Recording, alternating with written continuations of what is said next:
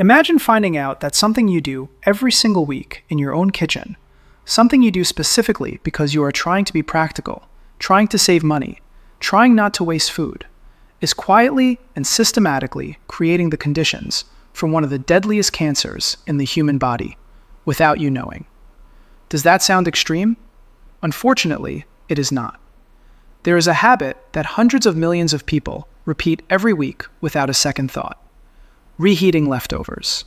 And the truth about what happens inside 5 very specific foods the second time heat touches them is something that most people will go their entire lives without ever being told. In the next few minutes, I'm going to show you exactly which 5 foods are the most dangerous to reheat, what they are chemically turning into inside your body when you press that button, and why that transformation connects directly to one of the cancers with the lowest survival rates in all of modern medicine: pancreatic cancer.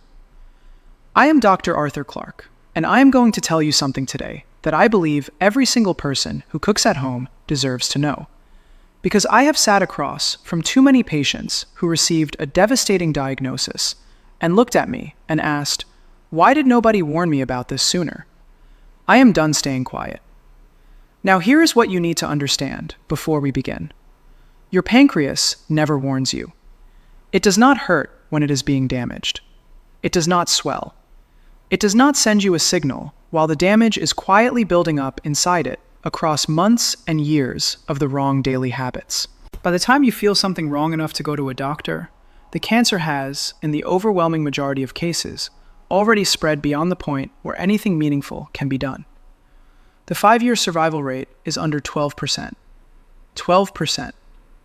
That number is why every single thing I'm about to show you matters so much. Because at least 3 of these 5 foods are sitting in your refrigerator right now at this exact moment, waiting to be reheated tonight. Let's start with the one that I guarantee is going to shock you the most, because it is something the entire health and wellness world has been pushing you to eat more of for the past 20 years. Think about those crispy golden fries left over from last night. The ones you covered and told yourself you would finish tomorrow. That fried chicken you wrapped carefully in foil because it felt like a waste to throw it away. That leftover spring roll sitting in the corner of your fridge. What do you do the next day? You probably toss it in the microwave, or even worse, you heat a little fresh oil in the pan to crisp it up again. It is exactly at that moment that you activate a chemical process inside that food that your pancreas has almost no defense against. And here is the part that almost nobody tells you.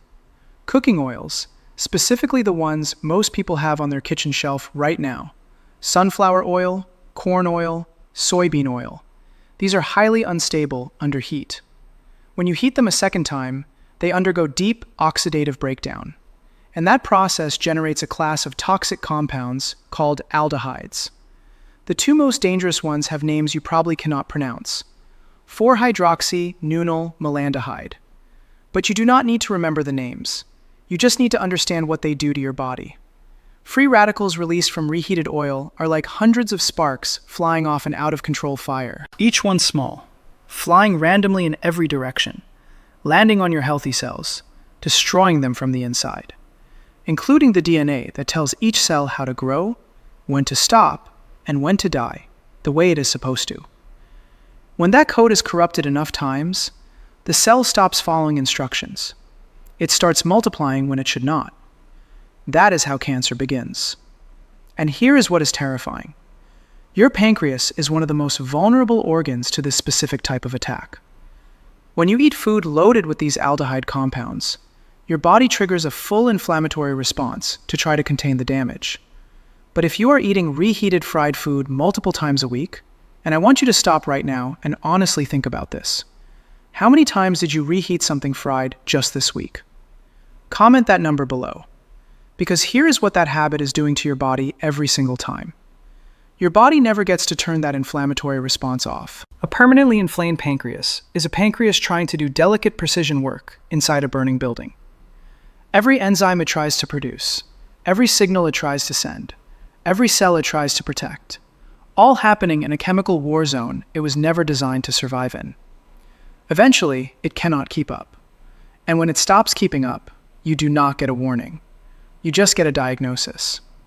You might be feeling signs of this right now, as you watch this, and have been completely explaining them away. A dull heaviness in your upper abdomen after meals you keep dismissing as overeating. An unexplained fatigue that sets in specifically after you eat that you blame on a long day. A vague discomfort just below your ribs that comes and goes and you have been calling poor digestion. It might not be poor digestion. So, how do you protect yourself? First rule, absolutely non-negotiable. Never reheat fried food in oil. Not fresh oil, not the same oil. Never. Use a dry oven at 180 degrees or an air fryer. Dry heat brings back the texture without a single drop of new chemical damage. Second rule, frying oil is single use only. Fry today, throw it away today. Because that comparison, a bottle of oil versus not getting pancreatic cancer, that is the actual choice you are making every single week without even knowing you are making it. Now, get ready, because the second food on this list is going to surprise you far more than the first one did. I know this because it is something I myself have recommended to patients for years. Something that appears on every superfoods list ever written. Something that every nutrition expert on the planet calls one of the healthiest foods you can eat. And when you reheat it, it turns into something it absolutely should not. Picture Sunday evening. You cook a beautiful pan of sautéed spinach with garlic and olive oil. Deep green, wilted perfectly. You feel genuinely good about yourself. You are being healthy. You are eating your greens. You are doing exactly what you are supposed to do. You put the leftovers in a container in the fridge. Monday lunch, you take it out and microwave it for 90 seconds. It smells exactly the same, looks exactly the same, tastes exactly the same. And while you are eating it, that second round of heat has just triggered a chemical reaction inside that spinach that the World Health Organization has officially linked to cancer risk. Here is what is happening inside that container. All leafy greens, spinach, kale, chard, arugula, all of them contain naturally occurring compounds called nitrates. Fresh, they are completely harmless, zero problem. But when you cook these vegetables and let them sit, bacteria naturally present in the food begin converting those harmless nitrates into something called nitrites. And when you apply heat a second time, those nitrites react with amino acids in the food and form compounds called nitrosamines. Burn that word into your head. Nitrosamines. The International Agency for Research on Cancer classifies nitrosamines as probable human carcinogens, and they are genotoxic, meaning they go directly inside the nucleus of your cells and damage your DNA, not from the outside, from within the genetic machinery itself. Think of your DNA as the master blueprint your body uses to build and repair everything. Nitrosamines are like someone breaking into the blueprint room every few days and quietly changing one measurement, erasing one instruction. Your repair systems catch most of it, but not all of it. Over months and years of repeated exposure, the accumulated corruptions in that blueprint start producing cells that do not behave the way they should. And here is what is terrifying about your pancreas specifically.